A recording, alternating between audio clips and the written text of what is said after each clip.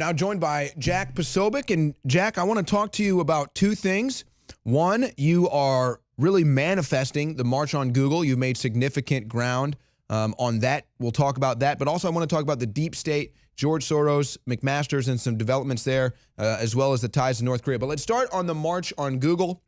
You've officially launched marchongoogle.com. Tell me about this movement. I had to. Honestly, Owen, I thank you so much for highlighting this. We had to do it. It needed to happen. This website, this movement that we're launching, it's the March on Google. We're going to hold these nationwide, so not just at the Googleplex up there. We have been getting, for a year at this point, we've been getting censored by Google. We've been getting blocked by Google. Pro-Trump news was getting blocked by Google. All the fake news about Hillary winning was getting put to the top results by Google. And remember, Google owns YouTube at this point too. So now, with the firing of James Damore, this engineer who dared speak up about Google becoming an ideological echo chamber, he was summarily fired for having the temerity to raise his hand and simply speak out against Big Brother. Which used to be liberal. To the point where it's too much. Yeah, that used to be a liberal thing to do.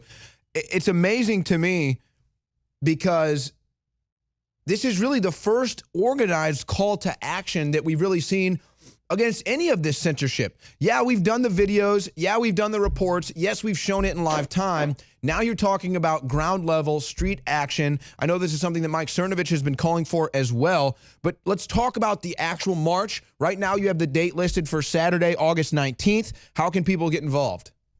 Yes, go to marchongoogle.com. You can go there, you can sign up, you can march, you can put your name in the comments. We're going to be focusing hopefully on 4 cities, but building it out from there. I wanted to focus, of course, on their headquarters in Mountain View, which is near San Francisco, Palo Alto, New York City, Washington, D.C., Austin, of course, right where you guys are. I just got news that Boston, there was a rally that was already going to be held in Boston for free speech. They're now going to be marching from there all the way over to Google's offices in Cambridge. So if people go to marchongoogle.com, you can go there. And we're also announcing a contest for the best Google meme. If anybody has the best Google memes, like post them with the hashtag March on Google. And we're going to pick the best one that day, Owen. That's good stuff. You're always good at organizing on social media, getting people active on social media. Let me ask you this. Have you heard a response from YouTube or Google? Have there been anybody responding, reaching out to you? Are they even aware of this, that this is happening? I haven't heard anything back specifically, but I did notice there's an interesting glitch that's going on Twitter right now, where myself, Paul Joseph Watson, and others have reported this, where it seems like 12 hours of data, all from last night, was suddenly gone. It's suddenly missing. So it says that we've got no impressions, even though we were all tweeting during that time stuff was going out. And you have multiple people reporting this? Yeah, multiple people. Myself, Paul Joseph Watson, had the same thing up there. It may just be a glitch. I remember stuff like that was going on back in 2016 all throughout the election. But it's funny that right after I mentioned that this rally is going to be going on, I immediately start getting messed with my Twitter notifications. So what's our demand? What's our demand here at the March on Google? Are we requesting that they change their algorithms? Are we requesting that they quit hiring the exact same type of people? Are we requesting perhaps maybe some government action for some antitrust laws? What do we want here? I don't want to be like one of those liberals, Owen, and start calling for more regulations when things don't go our way.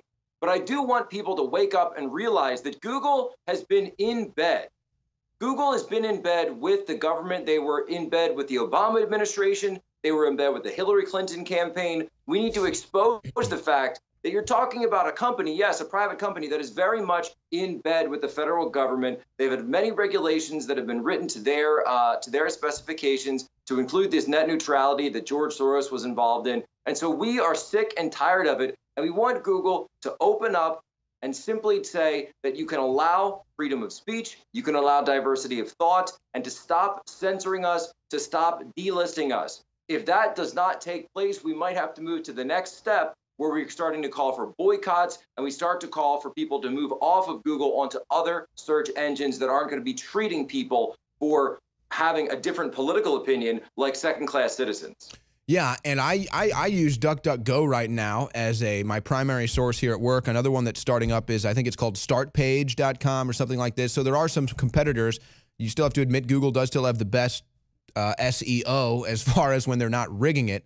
But the website is marchongoogle.com. Jack Posobiec is organizing that. So thanks, Jack. I'm going to be working on Saturday now, August 19th, covering the March on Google. No, I'm honored to. I'm glad that you are leading this movement. And I just think that Google needs to at least hear from its users that are being silenced. And same with YouTube, same with Twitter. It's time that we start fighting back against this instead of just taking it and even complaining about it. Yes, okay, we complain about it, we show it in real time, but it's time to take some more serious action. And if they're not going to respond to what the consumers want, well, then maybe we'll just take our business elsewhere. Now, I want to get into a little bit of the deep state now, Jack. Yes. You got to tweeting the other day talking about North Korea. McMaster's been pushing for preemptive strikes in North Korea. Tell me, what do you think is the angle that McMaster's is working here? Do you think that this is a Soros, a deep state thing, or does Trump know more? It's part of the military-industrial complex where McMaster is involved in. He's been heavily involved in. We know that he's been part of George Soros think tanks. I actually was the one who broke the news on InfoWars months ago that the last time there was a round of nuclear tests that McMaster was urging for a preemptive strike. Essentially, at this point, and the way it goes is he didn't get his increase in the war in Afghanistan that he wanted. He didn't get the massive expansion of boots on ground. Now they're looking at Eric Prince's plan, privatizing the war in Afghanistan, pulling out of there, finding a way to make sense of it. So he's looking for a conflict that could take place on the Korean Peninsula, another place where he can put more American dollars, American boots. And keep in mind, we've already got, as everybody knows, as I know you know, we've already got about 25,000 U.S. troops on the ground in the peninsula in South Korea, right on the demilitarized zone. So they're pushing for this agitation because war is big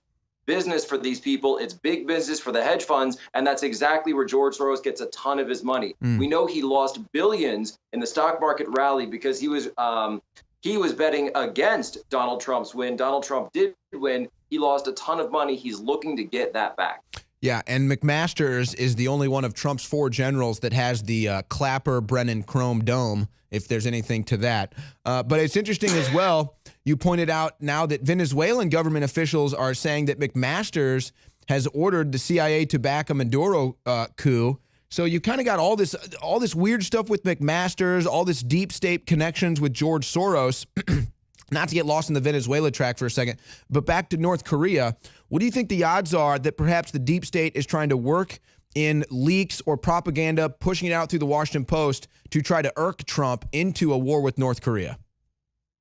I think that's exactly what they're doing. I think they're trying to get him, and we know that Donald Trump has been on the record for over 15 years talking about the threat of North Korean nuclear weapons. As we know, North Korea's nuclear program was greatly aided by Bill Clinton in 1994. Yep. When he gave them nuclear reactors, he allowed them to have this technology as well as $1 billion to help build them. And now we're turning around and seeing that they've used it. Trump called it out, and rightly so, back then and said they're going to use this for nukes. Now we have that on the table. And so he's looking, as president of the United States, what could happen if any of that technology could be used on Guam, on U.S. forces in South Korea, U.S. forces, or even just our allies in South Korea or Japan. And North Korea also has this new submarine launch technology where they can put ballistic missiles onto a submarine, drive that to a point in the Pacific Ocean and launch from there, so greatly expanding their range. The generals, and I should say some of the generals and others in the deep state and the intel community are trying to push this game of brinkmanship with Trump to get him to kind of pull the trigger first to set things off. But I think that Trump is smart enough to know that he can negotiate with this and leverage with the Chinese to put pressure on North Korea's northern border. It would be great if we could also bring the Russians into that, but God forbid Trump work on anything with Vladimir Putin, or else maybe he'll get raided by the FBI just like Paul Manafort did. Yeah, and it's amazing. I'm a non-interventionist. I think most Trump supporters are non-interventionists, but we're intervening all over the country, and it's like, why have we not done anything about the North Korean dictatorship? I mean, this guy's out of control. Thank you, Jack Posobiec. Check out his website, marchongoogle.com. Get active, folks. It's time to get these SEOs to have fair search engines.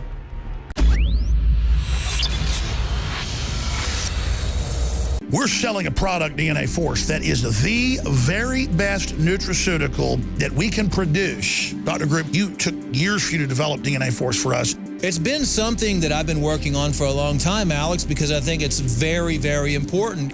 What the aging process is when the cell replicates, we lose a little bit of our telomeres. Telomeres are the little cups on the end of our chromosomes. And when it runs out, you start dying. We chose the PQQ because it has over 175 different clinical trials. It's one of the most effective substances in the world. It works like an antioxidant. It works to repair nerve growth factor. So this is a formula to deliver the maximum amount. It's in powder form. We have so many 5-star reviews. I take this. This is the product that I take. InfoWarsLife.com, and the profit we make.